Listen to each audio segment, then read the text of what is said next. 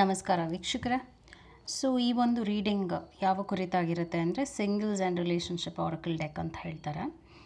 ನಿಮ್ಮ love situation ಏನೇ ಆಗಿರ್ಬೋದು, ಕಾಂಟ್ಯಾಕ್ಟ್ ನೋ ಕಾಂಟ್ಯಾಕ್ಟ್, ಈ ವ್ಯಕ್ತಿ ಜೊತೆ ಈ ಒಬ್ಬ ವ್ಯಕ್ತಿಯನ್ನು ಮನಸ್ಸಿನಲ್ಲಿಟ್ಕೊಳ್ಳಿ. ಯಾರೇ ಆಗಿರಬಹುದು, ನೀವು ಇಷ್ಟಪಡುವಂಥ ವ್ಯಕ್ತಿಯನ್ನು ಮನಸ್ಸಲ್ಲಿಟ್ಕೊಳ್ಳಿ. ಹಾಗೂ ಆ ವ್ಯಕ್ತಿಯನ್ನು ಮನಸ್ಸಿನಲ್ಲಿಟ್ಕೊಂಡಾದ ನಂತರ ಎರಡರಲ್ಲಿ ಒಂದು ಸ್ಟೋನನ್ನು ಸೆಲೆಕ್ಟ್ ಮಾಡ್ಕೊಳ್ಳಿ. ಅವರ ಮನಸ್ಥಿತಿ ಏನಿದೆ, ಈ ರಿಲೇಷನ್ಶಿಪ್ ವಿಷಯವಾಗಿ ನೋಡೋಕ್ಕೆ ಹೋದರೆ ಏನು ನೀವು ತಿಳ್ಕೊಳ್ಳುವಂಥದ್ದಿದೆ ಅಂತ ನಾನು ರೀಡಿಂಗ್ ಮಾಡ್ತೀನಿ. So let start. ಯಾರು ಈ ಒಂದು ಸ್ಟೋನ್ನ ಸೆಲೆಕ್ಟ್ ಮಾಡ್ಕೊಂಡಿದ್ದೀರಾ, ನಿಮ್ಮ ರೀಡಿಂಗ್ ಏನು ಅಂತ ಹೇಳ್ತೀನಿ, ನೋಡೋಣ ಏನು ಬರುತ್ತೆ.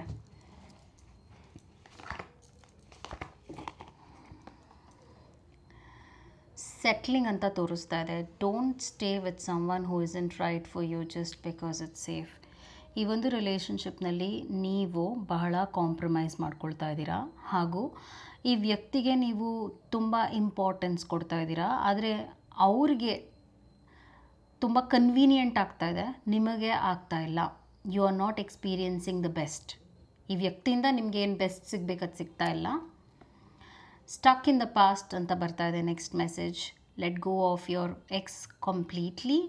ಸೊ ಈ ವ್ಯಕ್ತಿ ನೀವು ಯಾರ ಜೊತೆ ಕಾಂಟ್ಯಾಕ್ಟ್ನಲ್ಲಿದ್ದೀರಾ ಅಥವಾ ಈ ರೀಡಿಂಗ್ನ ಈ ವ್ಯಕ್ತಿ ಮನಸ್ಸಲ್ಲಿ ಇಟ್ಕೊಂಡು ತೊಗೊಂಡ್ರಲ್ಲ, ಆ ವ್ಯಕ್ತಿ ಪಾಸ್ಟ್ನ ಬಿಡೋಕ್ಕೆ ರೆಡಿ ಇಲ್ಲ ಅಂತ ಬರ್ತಾ ಇದೆ. ಅವರ ಪಾಸ್ಟ್ ಇಂಟರ್ಫಿಯರೆನ್ಸ್ ಇರೋದ್ರಿಂದನೇ ಈ ರಿಲೇಷನ್ಶಿಪ್ ಹಾಳಾಗ್ತಾ ಇದೆ ಅಂತ ಕೂಡ ಬರ್ತಾ ಇದೆ.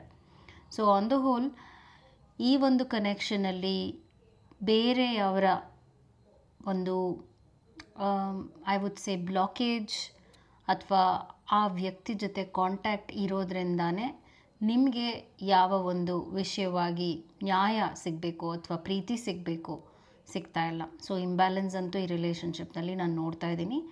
ಹಾಗೂ ಲಾಯಲ್ ಆಗಿಲ್ಲ ಈ ಪಾರ್ಟ್ನರ್ ಅಂತ ಕೂಡ ಬರ್ತಾ ಇದೆ. ಅದು ನಿಮ್ಮ ರೀಡಿಂಗ್ ಆಗಿತ್ತು. ನಿಮಗೆ ಇಂಡಿವಿಜುವಲ್ ಕೌನ್ಸಿಲಿಂಗ್ ಟ್ಯಾರೋ ರೀಡಿಂಗ್ ಬೇಕಿದೆ ಅಂದರೆ ಡಿಸ್ಕ್ರಿಪ್ಷನಲ್ಲಿ ಕೊಟ್ಟಿರೋ ನಂಬರ್ಗೆ ಕಾಲ್ ಮಾಡಿ ಅಪಾಯಿಂಟ್ಮೆಂಟ್ನ ಪಡಿಬೇಕಾಗತ್ತೆ. ಯಾರು ಈ ಒಂದು ಸ್ಟೋನನ್ನು ಸೆಲೆಕ್ಟ್ ಮಾಡ್ಕೊಂಡಿದ್ರು, ನಿಮ್ಮ ರಿಲೇಷನ್ಶಿಪ್ ಕುರಿತಾಗಿ ರೀಡಿಂಗ್ ಮಾಡ್ತಾಯಿದ್ದೀನಿ. Have an open mindedness. Because ಇದು ಜನರಲ್ ರೀಡಿಂಗ್ ಆಗಿರೋದ್ರಿಂದ ಏನಾದರೂ ಬರಬಹುದು. ಸೊ ಹೀಗೆ ಬರಬೇಕು ಹಾಗೆ ಬರಬೇಕು ಅಂತ ಎಕ್ಸ್ಪೆಕ್ಟೇಷನ್ ಇಟ್ಕೊಳ್ಳೋದು ಬೇಡ. Just have an open mindedness. So ಯಾರು ಈ ಒಂದು ಸ್ಟೋನನ್ನು ಸೆಲೆಕ್ಟ್ ಮಾಡ್ಕೊಂಡಿದ್ದೀರಾ, ಕನ್ಫ್ಯೂಷನ್ ಬರ್ತಾ ಇದೆ. You don't know what you want, so you need clarity before you get involved. ಈ ವ್ಯಕ್ತಿ ಜೊತೆ ನೀವು ಇನ್ವಾಲ್ವ್ ಆಗ್ತಾ ಇದ್ದೀರಾ, ಈ ವ್ಯಕ್ತಿಗೆ ಅಟ್ಯಾಚ್ ಆಗ್ತಾ ಇದ್ದೀರಾ, ಎಲ್ಲ ಓಕೆ. ಆದರೆ ನೀವು ಕನ್ಫ್ಯೂಷನಲ್ಲೇ ಇದ್ದೀರಾ, ನಿಮಗೆ ಕ್ಲಾರಿಟಿ ಇನ್ನೂ ಸಿಗ್ತಾ ಇಲ್ಲ. ಸೊ ಜಸ್ಟ್ ಯೋಚನೆ ಮಾಡಿ, ಕ್ವೆಶನ್ ಮಾಡ್ಕೊಳ್ಳಿ, ಇವ್ರು ಯಾಕೆ ನಿಮ್ಮ ಲೈಫ್ನಲ್ಲಿರಬೇಕು, ನಿಮ್ಗೆ ಯಾಕೆ ಈ ಪ್ರೀತಿ ಬೇಕು ಅಂತ ಸ್ವಲ್ಪ ಕ್ವೆಶನ್ ಮಾಡಿಕೊಂಡ್ರೆ ನಿಮಗೆ ಆನ್ಸರ್ ಸಿಗ್ಬೋದು. ಬಿಕಾಸ್ ಆ ಕನ್ಫ್ಯೂಷನಿಂದ ನಿಮಗೆ ಬೆಸ್ಟ್ ಈ ಒಂದು ಲವ್ ಕನೆಕ್ಷನ್, ಈ ವ್ಯಕ್ತಿ ಬಗ್ಗೆ ನೀವು ಕೇಳ್ತಾ ಇದ್ದೀರಲ್ಲ ರೀಡಿಂಗ್, ಅದು ಸಿಗ್ತಾ ಇಲ್ಲ.